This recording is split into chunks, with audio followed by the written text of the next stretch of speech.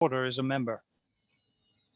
The NAC primarily deals with land use issues and developments. Additionally, we host events. We build community and offer a forum for the neighbors to get to know one another. So that is something that we try to do, and we've had a couple of summer events where we try to get everyone to participate in and have a fun time together.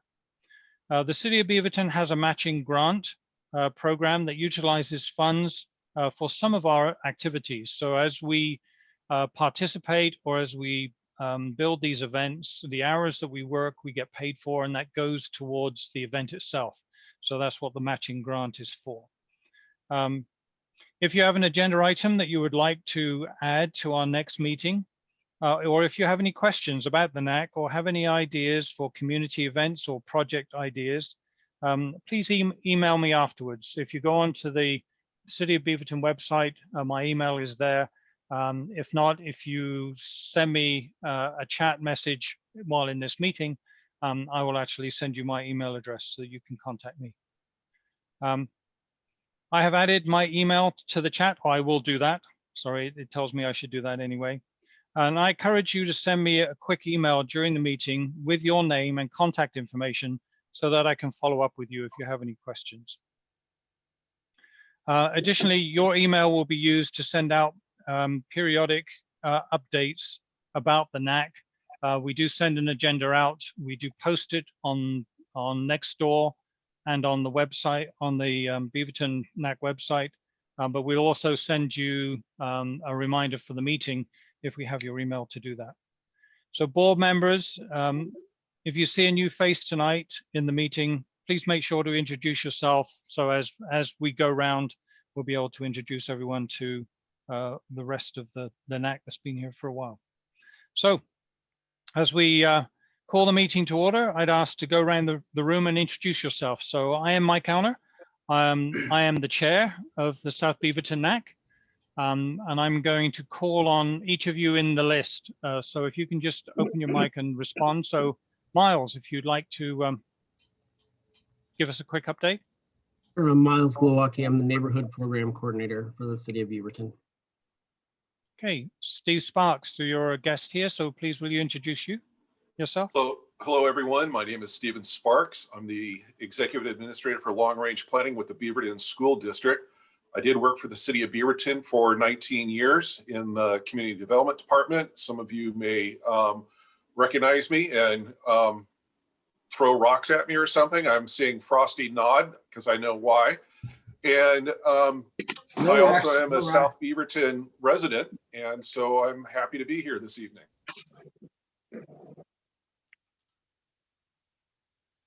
Okay, sorry, I've got my Frosty. Yes, I'm a South Beaverton resident since 1986, but Beaverton resident since 1975. And I'm your alternate to the Beaverton Committee for Community Involvement, and Gary's my boss. And Gary, his boss now.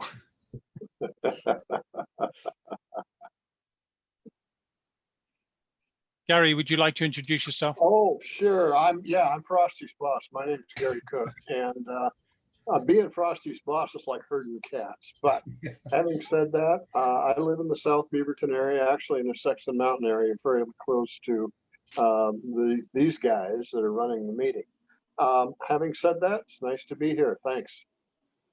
Okay, thank you. David Stewart. Just when something goes around the wrong tube. I'm David Stewart, and I'm a South Beaverton resident since 1984. Okay. Officer Ho.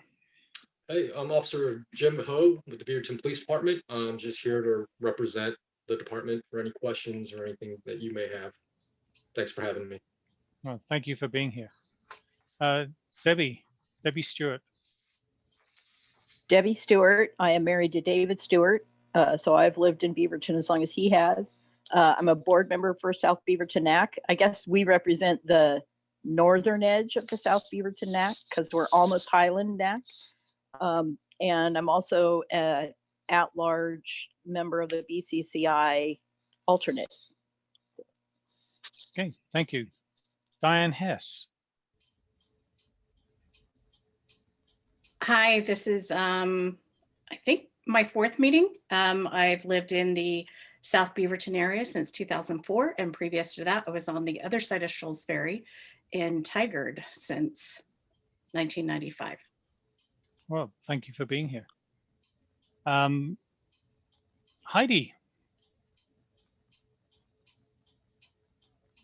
You're muted, Heidi. Heidi, you're muted.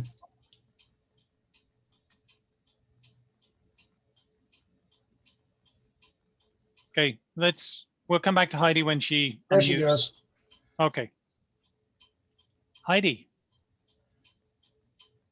Uh-oh.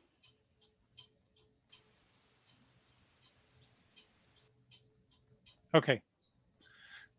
Heidi, I'm not sure, but we'll come back to you.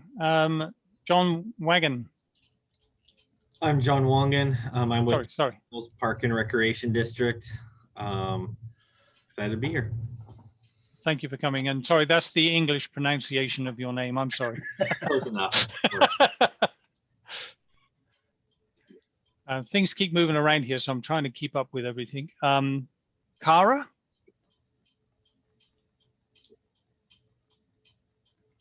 You're muted. We're not getting your audio, even though you're not muted. So Can you hear me now? Okay. Yeah, we can hear you now. Hooray. My name is Carrie Yunck. I'm with the Beaverton School District. I am the communications coordinator. Well, thank you for joining us. Crystal.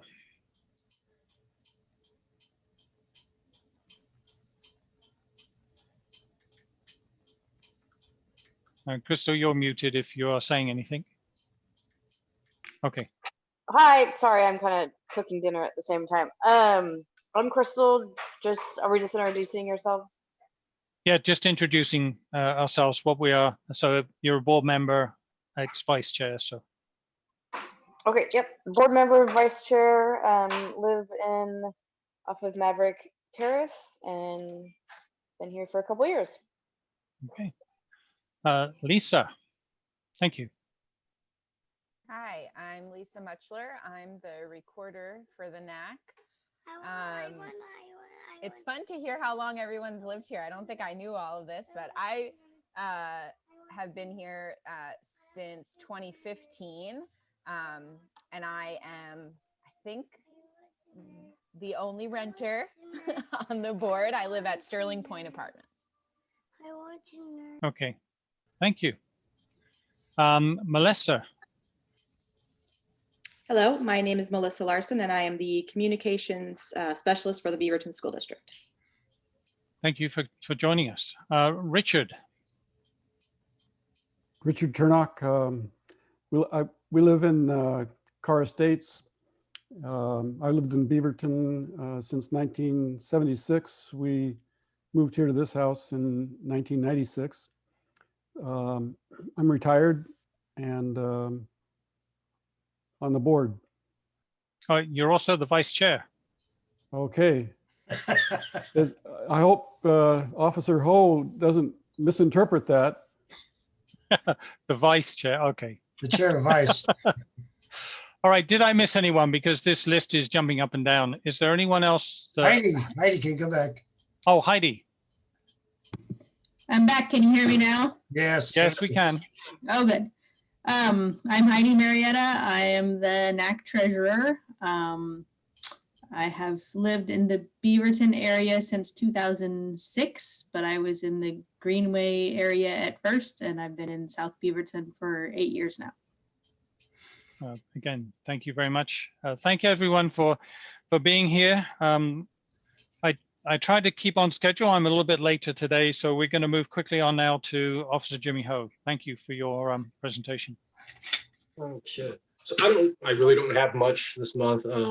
Just a DUI update for month of January. We had 24, or month of December, we had 24 arrests. Average BAC was 0.165. And for the calendar year of 2019, we had or 2020, we had 354 arrests for DUI versus 425 in 2019. So yeah, a little downturn with people staying home and whatnot. Yeah, they're getting drunk at home. Exactly. Yeah, I heard alcohol sales are way up, so it must be. Other than that, I don't have anything else unless anyone has questions. Is there anything special happening with the new police center? Any updates from the last time you were here in November?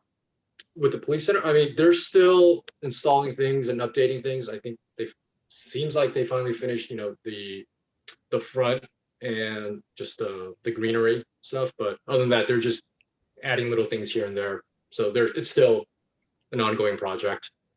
Yeah, I saw a huge crane today. Yeah, like they were installing antennas for communications for your emergency response colleagues that are in the building. That's what I was told. Your CERT people, is that what that was for? Or was it also for your communications? I don't think it was for ours, but I'm not 100% sure. Are your communications better now with the new building? Because I remember touring the old one and it was very challenging. Yeah, so they updated our radio system, so it is clear. We can go further out of the city and still be able to use our radios, which we couldn't do in the past. So it was worth the money then, huh? Yeah, well, I think so. Yeah. Okay, is there any questions for Officer Ho? I have a question. So Sure. I subscribe to the Times newspaper, and there's always police reports from different cities, Forest Grove, Tigard. Beaverton's used to be in there, and for the last couple months, there hasn't been any police report from Beaverton. Wondering why that is. I don't know, but I can talk to our crime analyst. I believe she's the one that is in charge of that, and find out for you and let you know. Okay. And the other thing was, I know that at the Griffith building facility, there was a drop box for expired medication. Is there any plan to put anything like that in the new building? No, so I had asked around about that, and I was told because most like pharmacies have those, at least what I was told, that the police department will no longer have one of our own. So they do. For example, the Walgreens at Murray Hill has one. They only get picked up like once a month, and so when I've gone in there, it's like the last time that I was in there to drop stuff off, the bin was full, and somebody had asked when it would be emptied so there would be space, and he said, oh, they just emptied it like last Friday, and so it'll be at least 2 weeks before they come empty it again. So I don't know whether there's, you know, working something out with pharmacies, or and I don't know who it is that picks it up from someplace like Walgreens. Yeah, So, I don't know who picks it up for them, but like when we had one at the old PD, it was our CSOs, our community service officers. So I can ask. I don't know if I was told flat out that there was no plans to have one in the new PD. okay. But I don't know, maybe that might change if there's enough people that, you know, are requesting one. As a pharmacist, Debbie, I'll call the Board of Pharmacy and see what I can find out, but there may be other pharmacies that you could check on. But if that's the one you use, I know it may be inconvenient. You're right. Yeah, because I was told that like most pharmacies have one. So I'll call. Right, and I'm aware that it's there, but like I said, that's you know, when my doctor prescribes something and says, "What's your pharmacy?" Yeah, that's the one that I go to, and so right. they're the ones that are giving me the medication, and so sure. So yeah, I can ask around to see. It wasn't long ago that the pharmacies couldn't do that, and it was designated for the police department, which I thought was very inappropriate. It all has to do with drug diversion issues and stuff. But let me call and I'll find out and then send it out to Miles or someone that can decide. right, because we're not supposed to, you know, throw them in the trash, flush them down the toilet. Right. And it's also when you're dealing with things like OxyContin or something like that of, kids getting a hold of them and selling them or whatever. And so it's a public safety issue, I guess. So I guess I would think that public safety would be would be the logical place for that to be handled. And I can find out as well, like maybe someone would know, or I can even do the legwork, find out maybe there's other pharmacies that have more pickup more often during the month, so that their bins aren't full. Okay. Thank you. Thank you. Yeah. Thank you very much. Thank you, Debbie. Thank you, Officer Ho. If there's no more questions, we're going to move quickly on to John. Hey guys, just got a couple updates. We have opened up class registration for online classes for youth, and I believe we have some for fitness classes on there as well. We have opened up the Raleigh Swim Center last week, and we have we're able to do that because it's an outdoor pool, and we have lap swim renters going out. Wait, you have an outdoor pool open in January? That's awesome. Yeah, it's packed. Wow. Incredible. Okay, cool. Wait, are you serious? Yeah. People are going in the pool? I'm totally confused. We have about 25 people on the wait list. It must be heated. Yeah, it's pretty warm. Are they going in wetsuits? When do you plan to open up the tennis center? Do you have any dates yet? We got to get out of the extreme phase first. No news then, huh? No news on that. Thanks. The dog runs, THPRD is continuing to progress to work to expand the fenced off leash dog options. The Jackie Houston dog run was approved as a permanent park amenity. And we're going to continue to look for other locations. And volunteer opportunities are still available. Okay. Thank you, John. Is there any questions for John before we move on? Okay, thank you very much, John. So moving on to Miles, if you'd like to give us a city update. Yeah, I'll be brief. The major update is that we have a new city government. We have a new city councilors, new mayor, and a new form of government. So it's all on the city's website at beavertonoregon.gov. And it's interesting times at City Hall. They're still figuring out how it all works together, how councilors work with the city manager, and kind of who does what. And there is one open seat. So you'll have 6 city councilors and the mayor as a voting council member. And that seat is being left open until the May special election. So they're not going to appoint someone for the few months before the election cycle. And I think that's all the updates I have. That's Lacey's seat? No, it's a brand new seat. Oh, the new one. Okay, because So is there a deadline for candidates to file for that, or will it? There is, and I can look it up and tell you towards the end of the meeting. Okay. I don't know off the top of my head.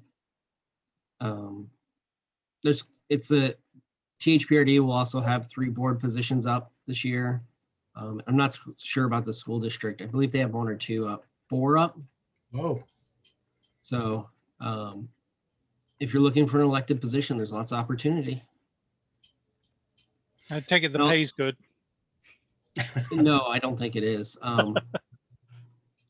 And I'll just mention, Steve mentioned he worked for the city. The development code, he wrote most of that. So all the problems you have with it, it is Steve's fault. And you can have Adam after the meeting. Thank you, Steve. He was very approachable. He was great. So, any idea if the city manager will be at the BCCI meeting, which is this coming Monday? I don't believe so. We have an interim city manager for about 6 months. That's what I mean. Will he be there? Yeah, I don't believe so. He is focused on working with city council and realigning the organization to be in this new. Okay. When we get a permanent city manager, I'm sure that they will go out to the NACs and the boards and commissions and introduce themselves. But that'd be after July. Gary and Debbie and I maybe can suggest that he at least come to one of them. So it'd be nice to meet him. Is there a city council liaison new to BCCI? Because I know it was Yes, Kate Arnold. So it's Councilor Tivion, and she's a brand new city councilor. okay. And she also served as the chair of the Beaverton Arts Commission. So she's familiar with the boards and how they run. Great. Okay. Any questions for Miles then? And by the way, folks, that's usually an annual assignment and they rotate, but they get to decide. So we just get to get who we get, but it's still good to have a board liaison.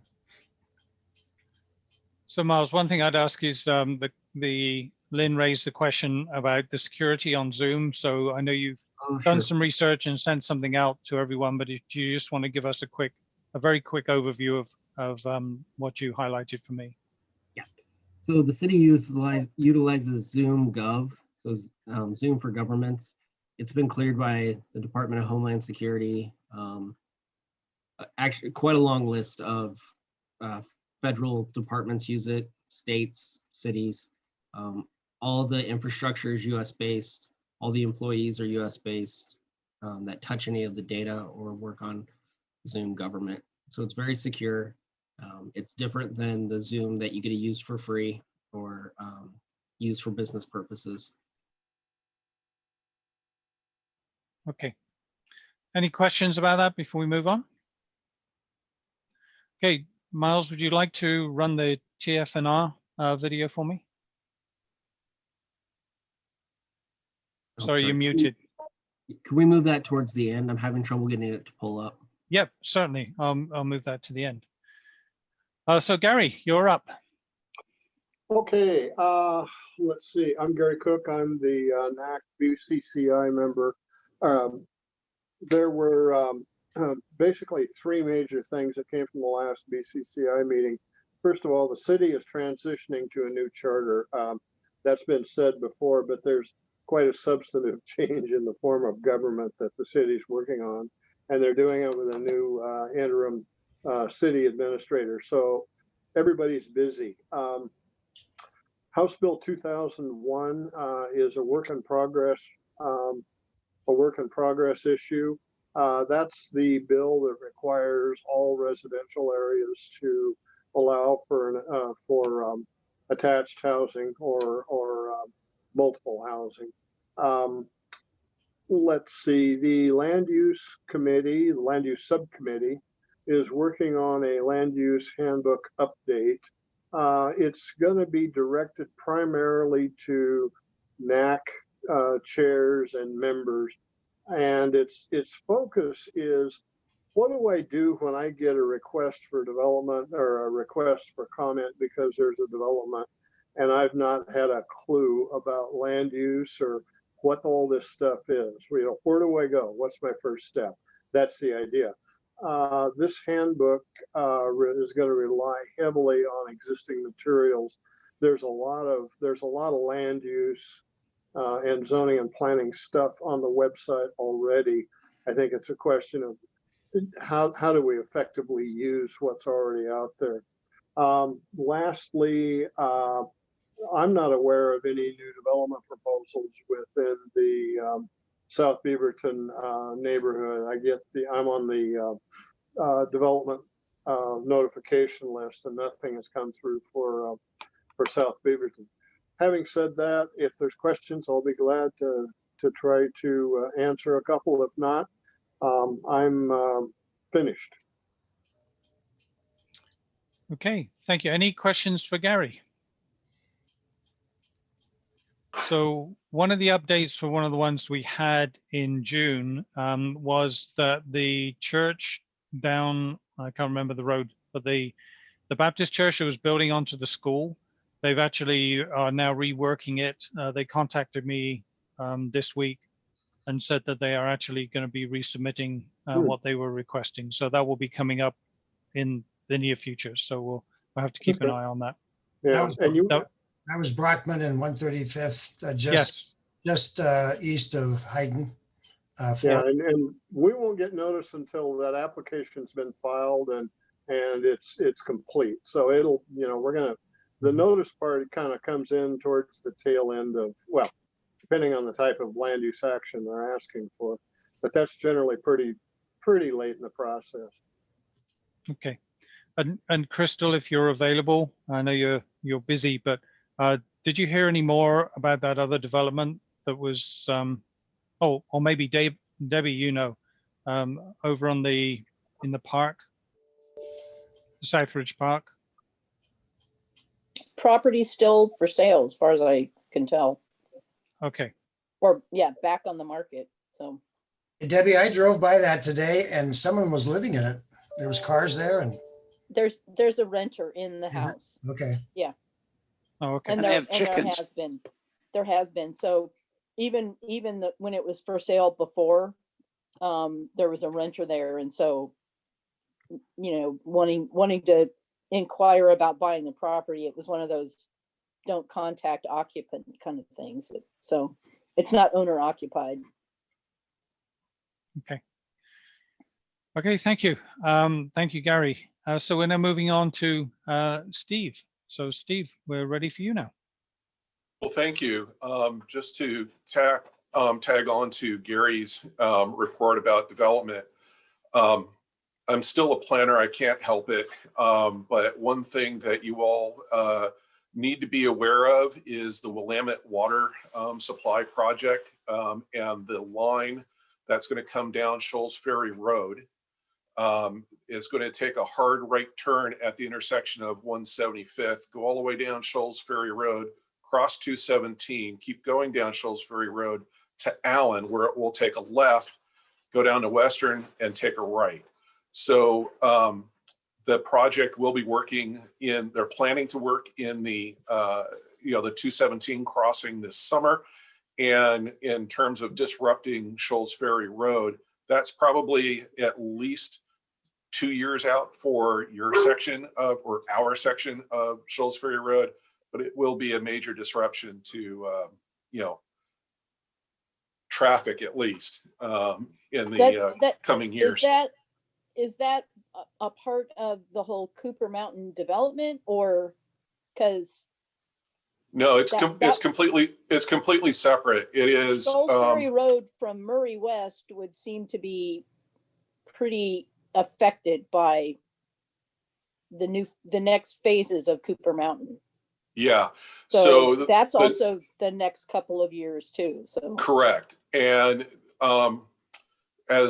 since Miles already threw me under the bus, not only did I do the development code, I did do the South Cooper Mountain plan as well. So I know the city is doing the rest of the Cooper Mountain plan right now, and all the entitlements have been largely issued for the South Cooper Mountain area. The Willamette water supply project is separate from the city's Cooper Mountain planning. It's just convenient that it's going on at the same time, and they're trying to take advantage. The Willamette water project is trying to take advantage of construction that's going on and not add more disruption to the traffic system. So that's the reason why they did 175th and Shoals Ferry Road and Tile Flat Road already. With this other bit, it is to provide more redundancy and provide water to the city of Beaverton system. So that will be a separate line of the same project. So the intersection at 175th and Shoals Ferry Road will be a complete disaster. And then it'll run all the way to a city water main near the Kaiser Clinic. Okay. So anyway, sorry for that digression. The Willamette water supply project has a really good webpage, so you can see the segments, the timing, things like that, if you're interested. I apologize. Is there any coordination with everything that's going on with 217 and the access, closing overpass exits and auxiliary roads being constructed and all of that? Because the short answer is yes. I can't get into all the details about that coordination because I haven't been a party to all of it. We have been working with the design of the water line for coordination with two properties that front Shoals Ferry Road, so Whitford Middle School and McKay Elementary School. We also have our transportation facilities down on 5th and Allen, which will be impacted by this. And so we're trying to coordinate with them as closely as we can. So I know they are coordinating with Washington County, the city of Beaverton, and the state. sounds like it could be fun driving around South and West Beaverton for 3 to 5 years. It'll be like Atlanta in the late 80s and early 90s. Excuse me a minute. I need to do something about my dog. If you can hear that, I apologize. She's apparently not getting attention from my wife. So give me just a minute and I will get this dog to shut up. Excuse me, just a minute. Fine. I'm sorry. It's life in the pandemic, man. It's what it's all about. It's kids, it's dogs, it's everything. I think I can run the video now if you want. Okay, so why don't we do that while we're waiting? Thank you. So this is a video that Tualatin Valley Fire and Rescue have sent out for an update for 2021. We have a second here.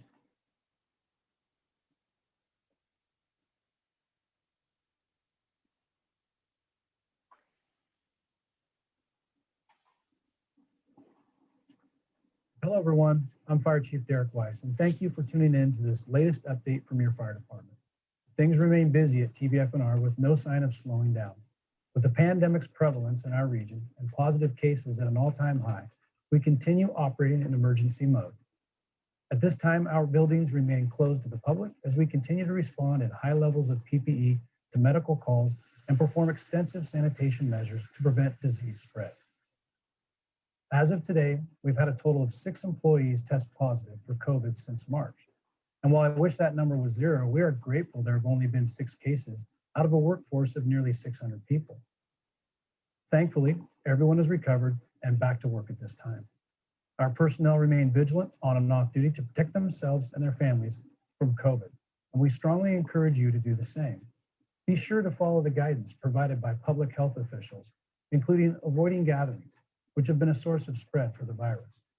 We recognize this is very challenging, especially during the holidays, but the best give we can all give each other is a healthy holiday season.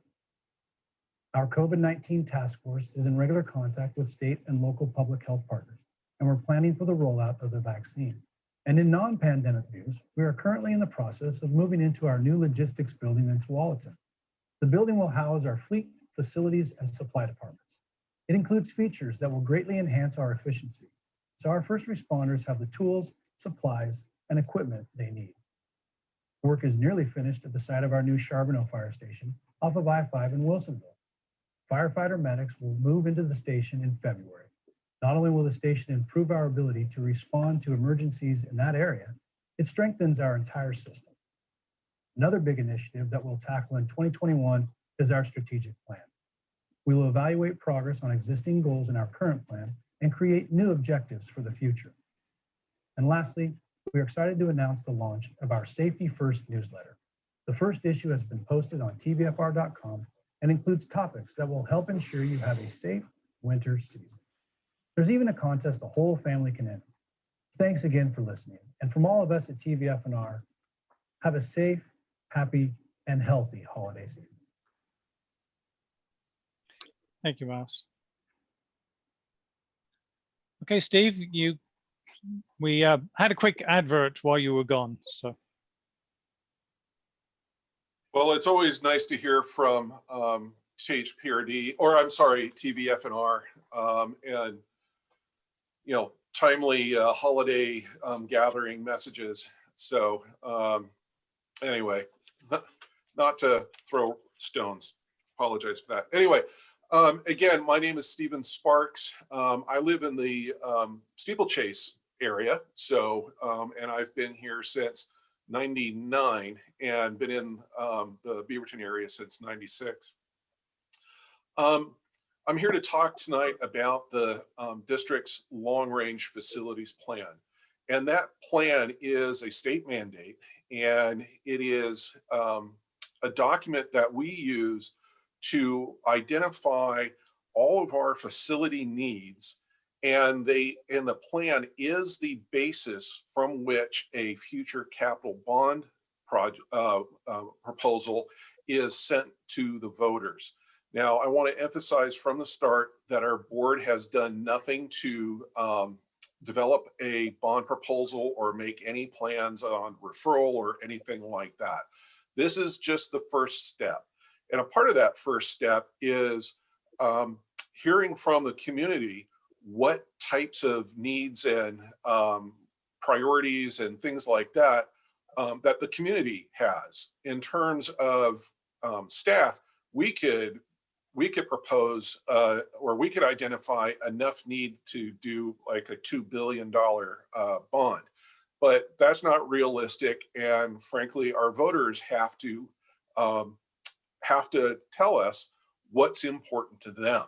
So what I want to do here this evening is, give you a little background of the last bond, and then run through some of the information that we know about our district, which I wanted to share with you here this evening.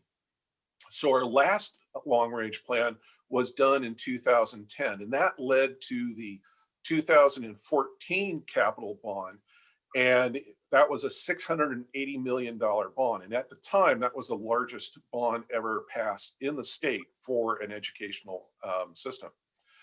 And you have seen the evidence in our area, with the new high school over at Mountainside, the new Voss school, which was a replacement project. And in the South Beaverton area, Heighton received some investment on access controls. Heighton underwent a major addition from the 2006 bond, so there wasn't as much money put into Heighton this time around. Conestoga, there was a lot of work done on plumbing, water intrusion, the repairing and replacing the stucco, the exterior out there. Whoever thought stucco was a good idea in this environment that was a mistake. Needless to say, we spent a lot of money fixing a lot of issues down there. And at Southridge High School, we did a lot of work in updating the auditorium. We did Title IX upgrades for the women's sports teams. We did field drainage. We also did other sports improvements like the scoreboards out there, and we installed security cameras in the school. And at all the schools, we did a new phone system, and we did a new wireless program to accommodate the Chromebooks that we provided through the bond to every single student. So a lot of money is, $680 million is a lot of money. And surprisingly, we're almost done with it all. We are spending down the last around $100 million right now, which is about a year's worth of projects. So we want to get this plan updated and give the board the opportunity, if it chooses to refer to the voters a new capital bond proposal. And again, the board hasn't done anything. So what I wanted to do here is I'm going to run through a quick PowerPoint, which I hope you've seen. And if not, that's okay. We will go through it here very quickly. One of the things that we did send, and I hope you received, are two short videos, one that summarizes the 2014 bond, and talks a little bit about the work that we're doing right now. At the end of the second video, there's a reference to a survey, which we also sent out. And we would really appreciate it if you took a few moments to fill out that survey. This has nothing to do with whether you have children in the system or not. It's all about you as community members. We want to hear from you. And it's important that we get that feedback from you. So as we are looking at this plan to come up with how are we going to, what do we need to do with our facilities here? We're looking at the future of educational programming and what needs to be done. So for example, we've been adding preschool programs to many of our schools. Well, preschool requirements are different from elementary school classrooms. So we need to be more thoughtful in what kind of spaces that we have for those programs. We're also looking at the future of growth and development in the district. We are a largely built out community, both in the city and Washington County. However, over there in the Cooper Mountain areas, we talked about a little bit earlier, we have bought a property out there northwest of the high school site for a future elementary school. So we don't need it yet.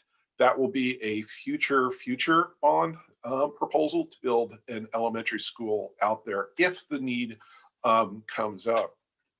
And as an urbanized district, we need to look at our existing facilities in terms of their age and their size, things like that, in terms of are they meeting educational adequacy standards today. So moving along here is, think of what I'm about to tell you in these different slides and these different colors. Think of them as buckets. So in the educational program, that will be a bucket of money. So using the $680 million that we received from the voters in 2014, there were buckets for that money. So like new construction dealt with new capacity issues. So that would be one bucket. Educational adequacy could be like the size of classrooms, the Chromebooks that we received, et cetera. So with the educational program here, something that I would like to be sure you see here is as we are looking at investments, we are looking through an equity lens that we have adopted for all of our decisions at the district. And what this represents right here is on a measurement here in terms of the numbers, the percentage of students that are of color, and then the numbers of students who are on free and reduced lunch. So the free and reduced lunch is one way for us to measure poverty in our district. And so you can see here that we have in the colored circles, those were our new schools, our replacement schools across the district. And you look up here in the top right-hand corner with Wiess, William Walker, and Aloha Huber, those are 3 replacement schools, or actually William Walker and Wiess were replacement schools. And those were, in our highest category of poverty and students of color.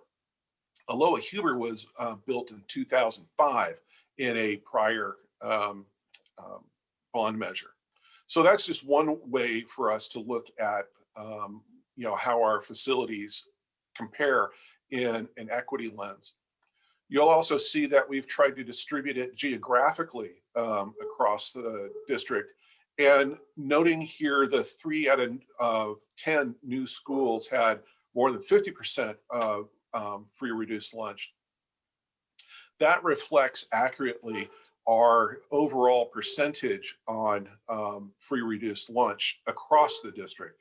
We're at about 37-ish, 38% of our student population is free reduced lunch. So in terms of educational adequacy, this measurement here is really a square footage per student, which is a not necessarily great metric because not everything is equal. If you look over here at El Monica, where it's 85 students per square foot, or 85 square feet per student, part of that is a result of the huge number of children that are at El Monica. So it's not just that the classrooms are small, it's just that there's a lot of children in those classrooms. Moving along here, in terms of facility condition, this is where we have done a lot of work. We have 62 buildings, and this has a lot of information in it. So you see that we have over 5.5 million square feet of facility place. Imagine, if you will, that's almost 2.5 Empire State Buildings. That is a lot of square foot. And you can see here the makeup of all of breakdown rather of our schools and support facilities. And you can see how they're distributed across the district. The facility age, this is part of a major concern of, or something we really have to pay attention to, because we are an older district now. A lot of our facilities are aging, and they're aging pretty heavily. If you look at the elementary schools, you know, McKay and Raleigh Hills are on the east side of 217, an older developed neighborhood, and Barnes is in the Cedar Mill neighborhood, another older developed area. Beaverton High School, you know, geez, that's older than Frosty. I mean, it's 105 years. And so it is, you know, it is a building that really needs to, we really need to start thinking about, well, what are we going to do with that? Because Steve, is that in reference to the Merle Davies facility? No. The inner core of Beaverton High School, it's been added on to over the years. Right. The 105 is a part of it. There are some, like the cafeteria, which is not attached to the building. That was 2002. Right. But you know, the gym and the auditorium, I think, were like in the 50s when they were put on. So we've got all kinds of problems in that building, not the least of which is asbestos. We have, and I'll show this in a minute, so I'll just stop there. Facility condition. This was a very specific site-by-site survey of every single facility that we have in the district. We inventoried, we hired a company called McKinstry to go out and inventory everything that we have. So it's from all the HVAC systems to the carpet to the cracks in the sidewalks and everything in between. And what we have identified is we've got about $2 billion worth of maintenance in our buildings that we need to take care of. We have identified about 600 million that needs to be done in the next, or should be done in the next 10 years. So the higher the number here, so these bars, you have to think, man, it might be a better idea to replace the building than to try and, you know, continue with really ancient infrastructure. And you can see here that Beaverton High School, for example, is a part of that. One of our worst buildings is Raleigh Hills over on the east side of 217 on Shoals Ferry Road. And that building has, I think it was built in the 20s and has about 4 different era additions to it. And it is a mess of a building. So we would like to replace that one too. But you can see in terms of our age and our facility condition index, there's a comparison there. In terms of seismic, you can see again in the bars, a lot of our same schools, you know, in terms of the age, you know, they were not built to current seismic standards. Our new ones have been built to a standard where it's called, you know, immediate occupancy, so that we can use them as shelters or, things like that after a Cascadia event, if that happens. But we are also doing a lot of seismic work in a lot of the structures. You may have seen Aloha the past 2 summers, with a lot of construction staging going on, and those were two seasons of major seismic upgrade in that building. Energy use is just another mechanism that we follow in terms of efficiency of electrical uses. And again, age is a very telling marker on these.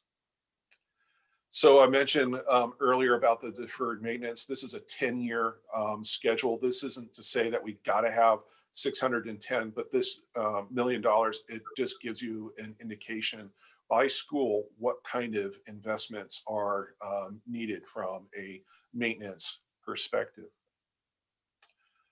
And with the 2014 bond, you can see where our money has gone. As I noted, Heighton didn't get very much, and it's right there at the $1.6 million. Conestoga had almost $7 million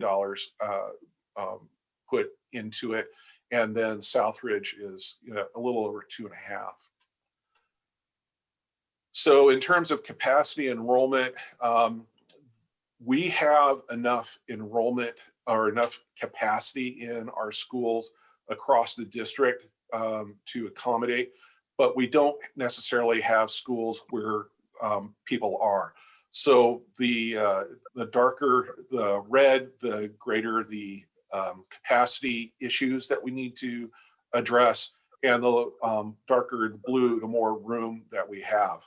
So we can do that. We can accommodate this with classroom additions. We want to get rid of portables.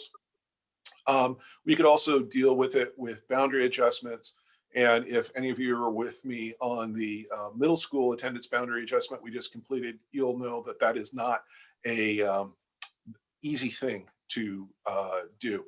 If you live through the high school boundary adjustment, it's near on impossible thing to do. But it's one of those tools that the district has in its toolbox.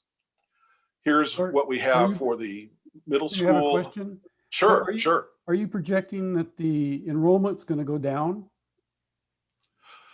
So yes, as a built-out community, as real estate is not getting cheaper, we are not seeing younger families move in. The birth rate has dropped precipitously, where the average age of mother 10 years ago was around 25. It's now 35. So we're seeing a mixture of things that I grew up with in the North Bay, down in north of San Francisco, and we're starting to see it here. We are seeing refills of kids as they're going along, but not at the refill rate that we used to have. I mean, looking around in our own neighborhoods, we're not seeing the same number of children running around in the street, blocking traffic as they did when I first moved to this neighborhood. So you can see in the Sexton Mountain neighborhood, a +18 is projected.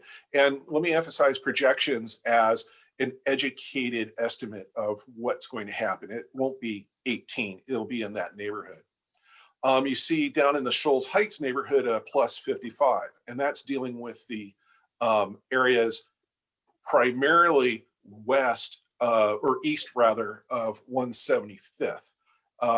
With the River Terrace areas, we didn't see near the amount of growth as we expected. If you look up here in the North Bethany areas, there are so many kids up there. And we were thinking, okay, River Terrace might have the same kind of growth, nowhere near the same. And we're attributing that largely to the Intel. And when I say Intel, it means also all the other tech employers. That's where a lot of those families are living. So we tend to call it the Intel ghetto where I work. I work at Intel. Everyone up there works at Intel, all their neighbors, yeah. Yeah, there's a lot of people in that tech industry up there. So you can see the same kind of patterns when it comes to the middle school boundaries and with the high school boundaries. It's largely the same areas that we're talking about. So that's it for all of my all the things I wanted to say here, and it's we really do want to hear from you in terms of what's important to you. What questions do you have? What observations do you want us to think about? And it's not just in your own schools, but also across the district. What concerns you? Lisa, it sounds like you have young children, helping you with the meeting. What concerns you? What do you want to see at Heighton, for example? These are the kinds of things we really want to know to help us prepare a plan that would be good for the community, but also would have that support from the board. So with that, please ask any questions that you have. This is not a speak now and forever hold your peace. I am always available to answer questions, and I will stop right here before I cause anybody to die of boredom. Well, I don't think we've done that, but thank you very much for your time. So does anyone have any questions for Stephen? Yeah, I go ahead. Okay, thanks, Debbie. Yeah, I was already planning on saying something even before you mentioned. I do have a toddler. He just turned 3 on Friday, which is crazy because when I joined the NAC, it was before I was even pregnant. So a lot of people here remember me bringing him to meetings back when we could go in person. I wasn't sure based on, that this was kind of facility focused, if you would talk about, new programs as far as like preschool, right? But I'm very, very interested in that. And obviously, I mean, he's 3, so, it's kind of getting towards the end of already for him. But I also see this as just a huge issue from an equity perspective and everything like that. And I just recently learned that there is a group that's launching a childcare for Oregon kind of initiative for universal childcare and preschool. And so I'd love to hear, if a little bit more about that. And then also just to express that I see that as like super, super important. That's great to hear. Early education, early learning education is a major priority for our superintendent. He believes in it firmly. And even though this is not and our board does too, and even though this is, preschool is not a requirement of K through 12 education, we've invested a lot of money in creating these programs. And we have them in most, if not all, most of our Title I schools. So that was our first priority, was to get those programs in those schools to help those communities of poverty and give them the attention that they need.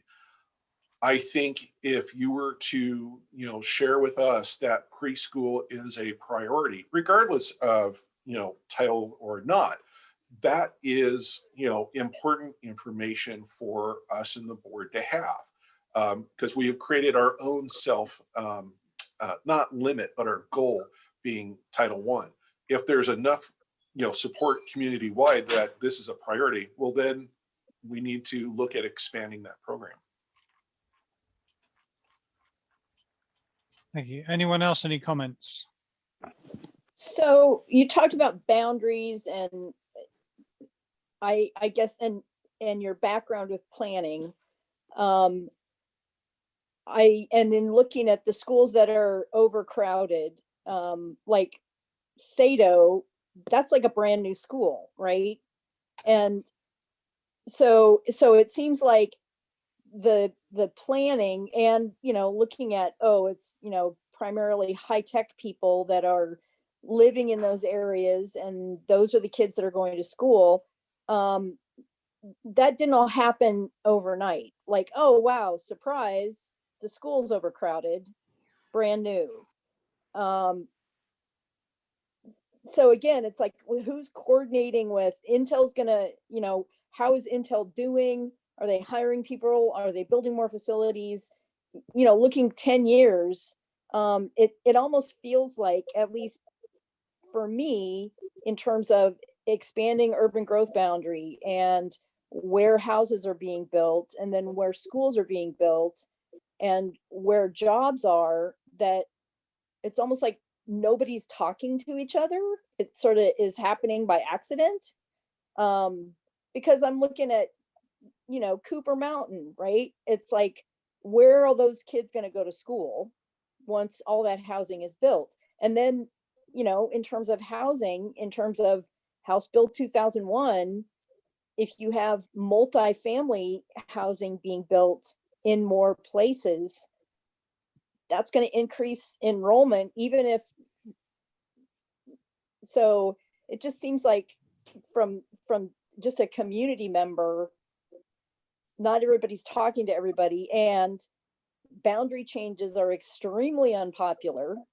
And so just wondering how that all, you know, coordinates in terms of, do you wait until you're busting at the seams before you think about a boundary change?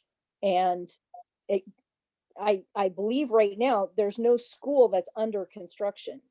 So any boundary change in the next 5 years would be due to overcrowding at already built facilities. Right. And so it seems like kind of keeping a boundary change in your back pocket instead of saying, look, I mean, this information is new to me in terms of, like, I had no idea that a brand new school was already pretty much busting at the seams. Yeah. It seems like maybe you should have built a bigger school, kind of. Yeah. That's sort of my response. And so then, as a, you know, potential, oh, we're going to propose a bond measure, it was like, you just asked me for money to build a new school that was too small the day it opened. So why should I trust you to, you know, give you more money to build more stuff that's not going to do what you say it's going to do? Right. Absolutely fair comments. And, you know, I've been with the district now, I think it's 5 years. And since my time here, my position is an entirely new position with the district. And frankly, it's something that should have been created 10, 15 years ago to do exactly what you're talking about.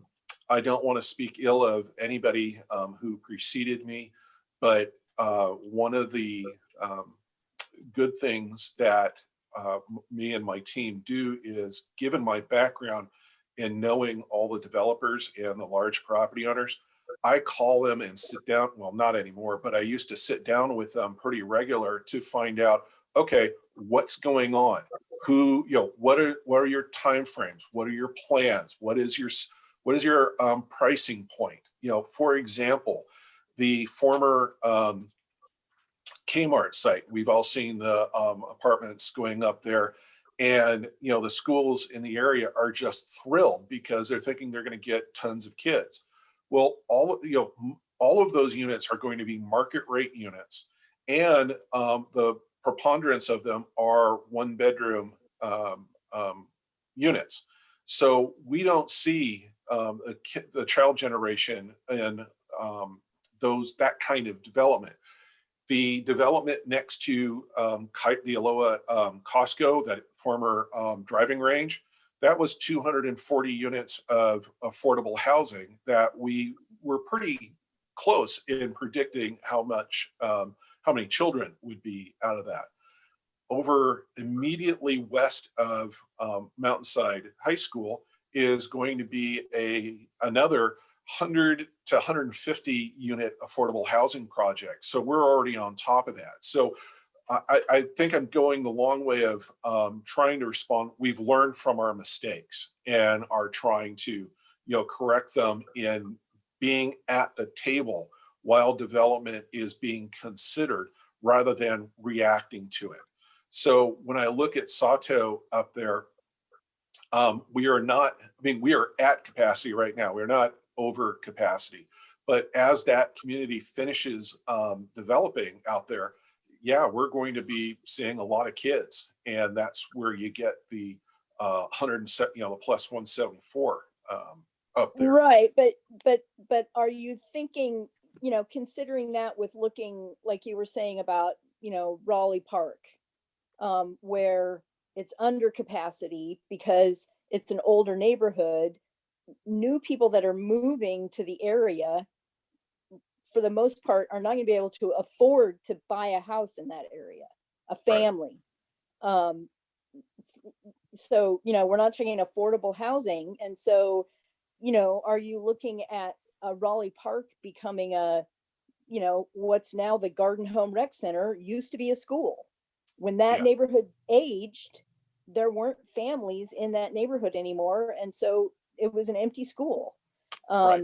So instead of investing a bunch of dollars into, tearing down Raleigh Park and rebuilding a new school, like with Bose and William Walker, is that warranted?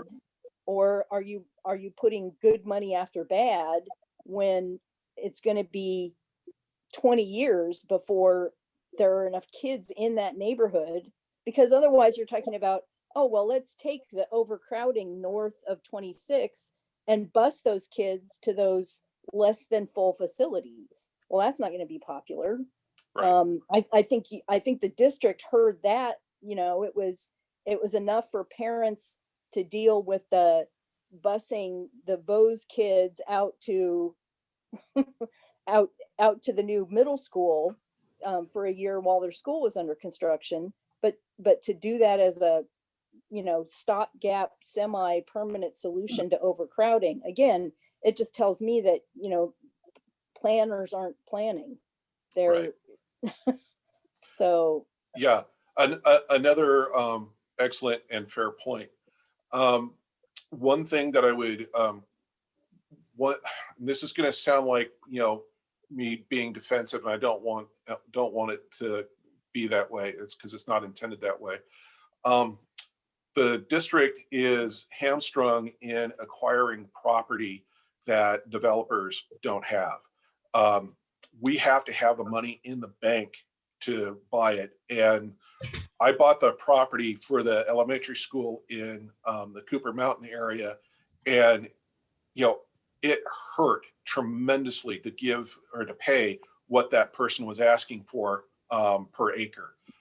Here, 3 years later, I'm looking pretty smart for paying the ticket and doing it. And we got it only because we had the money to do it. So that's a challenge to be able to respond in a rapid way that other property owners might. And let me be absolutely clear, the Oregon land use system is not designed to support public agencies like a school district. We have no ability to say, hey, we're full, no more development. We can't do that. We have to kind of grin and bear it and figure it out. Editorial comment done, sorry. The Raleigh Hills, let me finish with Debbie here. The Raleigh Hills issue is a very good one. Raleigh Hills is over here on the east side of 217, and it's the negative 137. We're going to rebuild that school. It is an old and not a good place. It'll go from about a 300 person school to a 750 student school. we will, instead of being 137, it'll be, like negative 500 or something like that. Well, if you look at McKay, you look at Montclair, there's an opportunity here for where we consolidate schools so that we don't need to operate McKay, which is an ancient building, and McKay or Montclair, which is like a 220 student school. So, no decisions obviously have been made about that, but as an urbanized district, we need to start thinking in a different form, that it's not just grow, new school, new school, new school. It's let's look at the inventory that we have. Where's the growth going to be? And let's be efficient in how we deliver that service. So you're absolutely right. Why would we build but I a think school? comparing Raleigh Hills with a Fir Grove, for example, in terms of housing costs, you're much more likely to get families who can afford housing in a Fir Grove attendance area than you are in Raleigh Park, just looking at real estate costs. Yeah. So is your dollar better spent rebuilding Raleigh Park, or the same amount of dollars rebuilding Fir Grove and Beaverton High School? Because that's where the more affordable housing is for families. And that's part of our calculation when we're looking at need for our forecasting, is we are looking at sales information. What are the price points? What's the turnover? What's the vacancy rates like? Things like that, so that we can be strategic in how we place our investments. Okay, if I can call, we're well over time. I've let it go because it's a very interesting discussion, and I think there's a lot more comments that we would like. So Stephen, if you would like to come back at another time, I'm more than happy for you to be invited back so we can finish some of these conversations. But we do need to move on to the next session. But again, thank you, Stephen. Thank you, Debbie, for raising those comments. Yeah. I had a couple of things I wanted to say, but I'll email them to you. So I would take time now.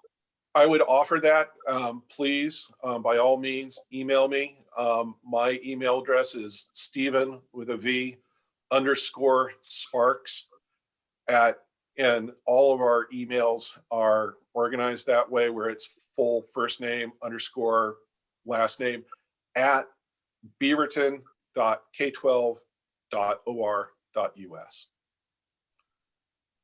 Okay, and Miles, if you can make that available for us, either on the chat or send it out via email, that would be great. Yeah, and please make sure it's to Stephen with an N, because the poor custodian up at Bonnie Slope Elementary School has been getting my email for years. The poor guy, Okay. Now, Again, if you want to send angry, hateful email, send it to Steve Sparks, but everything else can come to Stephen. Okay. Again, thank you very much, Stephen. It's been very entertaining and very helpful. Thank you very much indeed. Thank you. So I want to move on quickly. We are over our time slot for both our open discussion. So I'm just going to touch base on some food for thought, and maybe in the February meeting, we will cover this a little bit more, because I want to get to the roundtable, because we have a couple of things there too. So I was planning to have an open discussion on the event planning for 2020. As you know, with the COVID still hanging around, and I know we now have the vaccine available, so I'm not sure whether or not we're going to be able to do anything in the summer. But I would like everyone to be thinking about, what do we want to do in the summer? We've looked at the summer fair, whether we want to revitalize that. We have a lot of plans that we'd already done for this year or last year that we didn't do. There's a couple of other ones that have been noted in some of the NAC leadership meetings, where they've been doing shredding events. So they actually pay for a shredding truck to come into an area and allow people to bring all their free shredding. So that is another very useful event, and very, very good at bringing people into it, because there's lots of people that are trying to clean up all their old paperwork. So if you can be thinking of any of those, if you want to send them an email to me, I'll add them onto the agenda for the February event. The other thing that came out very clearly in the meeting that we had with the other NAC chairs is how do we increase our attendance?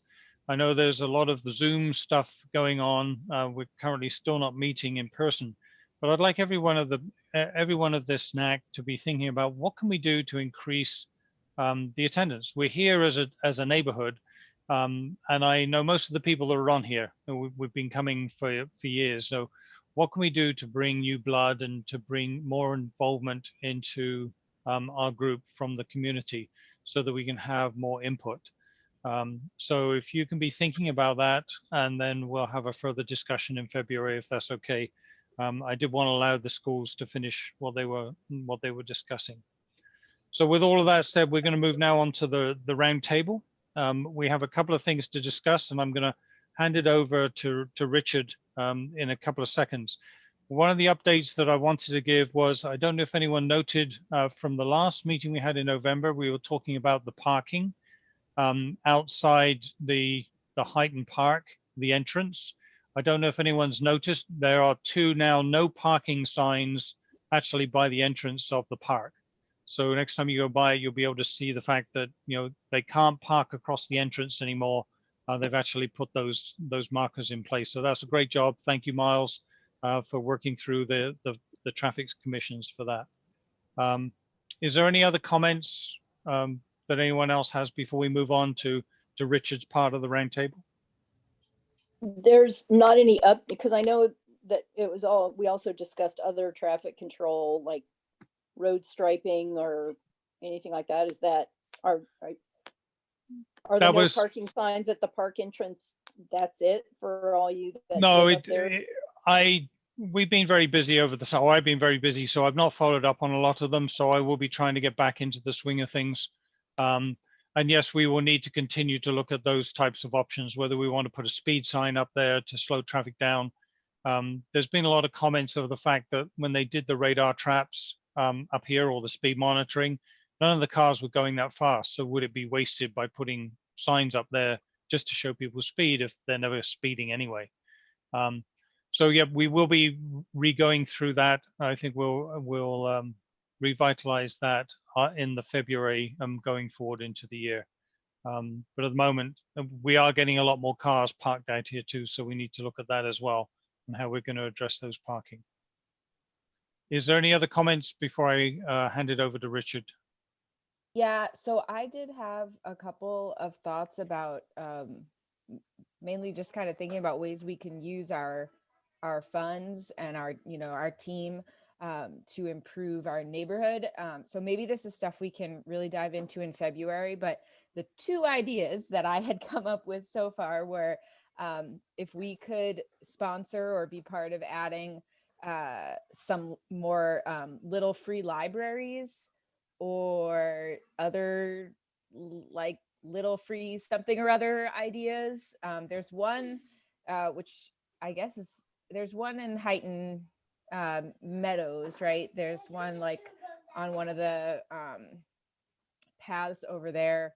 I think it's like the one that leads to Citation maybe, or comes from Citation.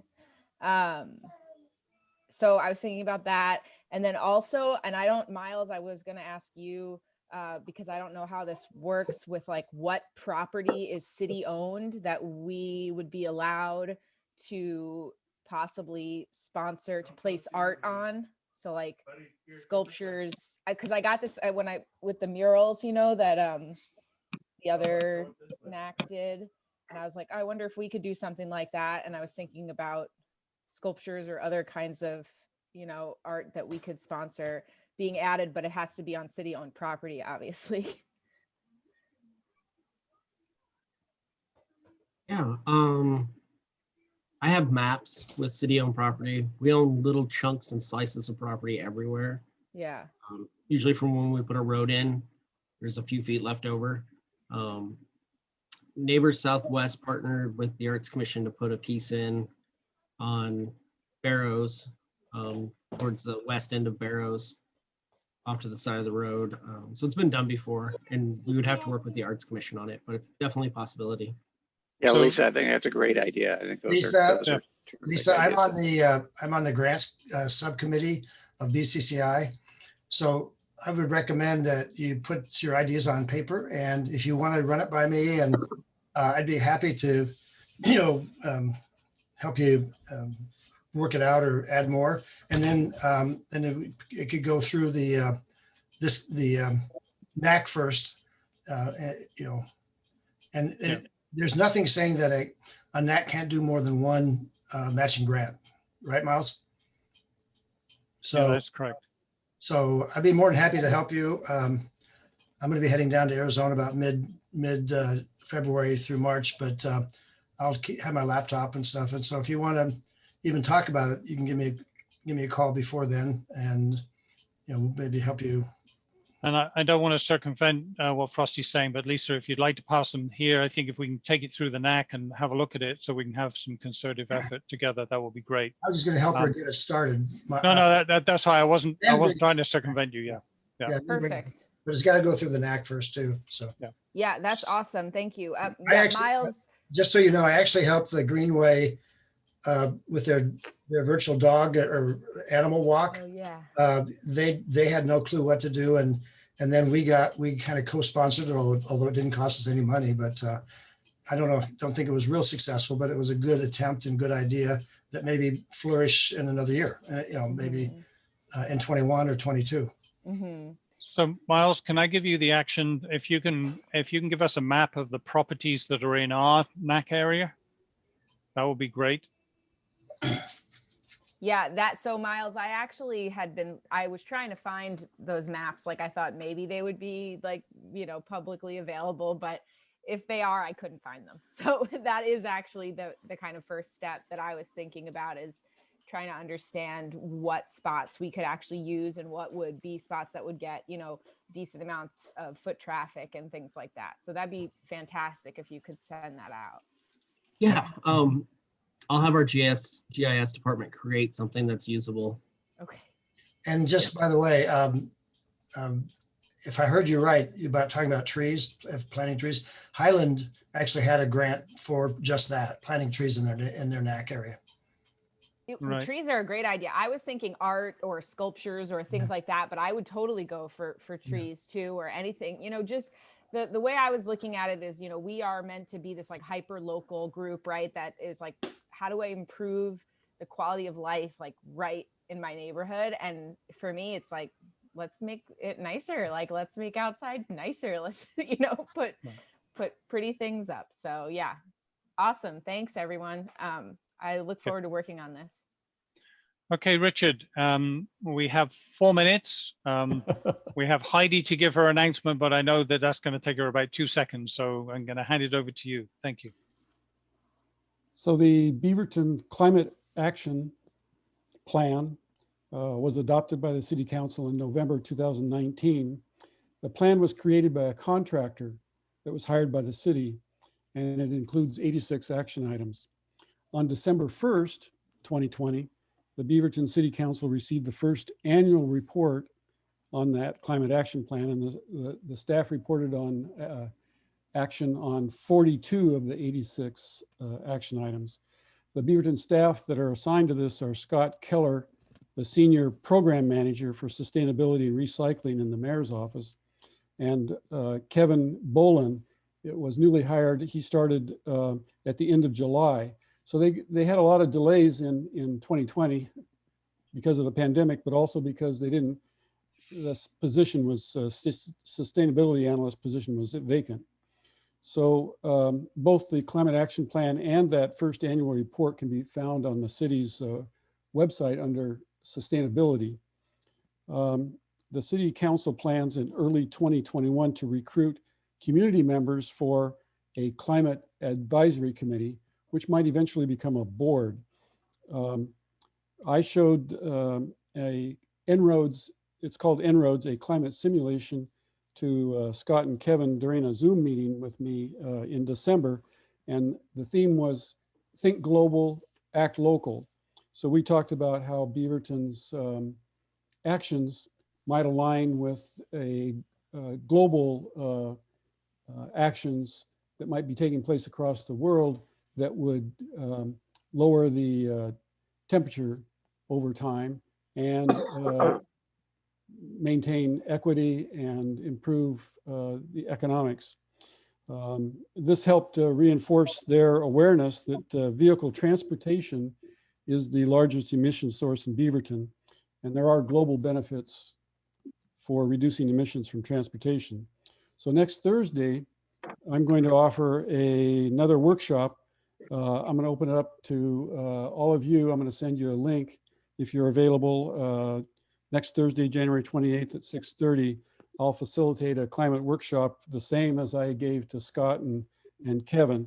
And this will be an opportunity for you to voice your ideas and gain insights into aligning your actions with a global simulation model.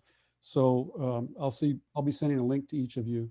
So if you have any questions about climate change or anything, that's my thing. Give me an email. Okay.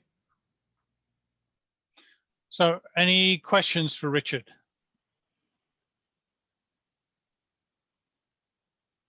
Okay. Again, thank you very much. Heidi, would you like to just give us an update of where we stand? Yes. So our current balance is $7,149.22. And our only recent activity was the $100 that we used for the gift card or the treats, whatever for the mail lady. Right. Yes. So she was very, very grateful of that. The post office general, master general, was very grateful too. They allowed it to go through, so she was able to get both sweets and small gifts. So I think over the Christmas period and Thanksgiving, it was a very, very welcome, neighborly thing to be done.